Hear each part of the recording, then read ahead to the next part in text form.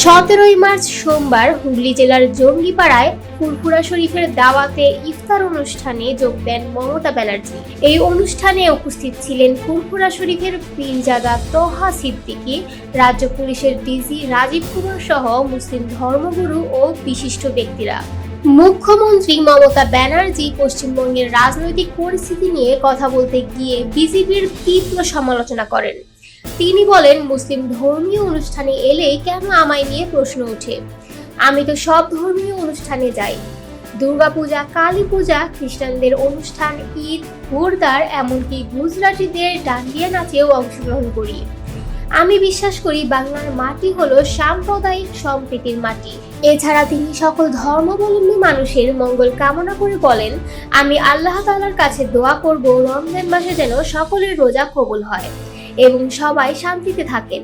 এছাড়া অনুষ্ঠানে মুসলিম যুবক যুবতীদের কর্মসংস্থানের জন্য পলিটেকনিক কলেজ এবং 100 শয্যার হাসপাতাল নির্মাণের কথাও ঘোষণা করেন তিনি।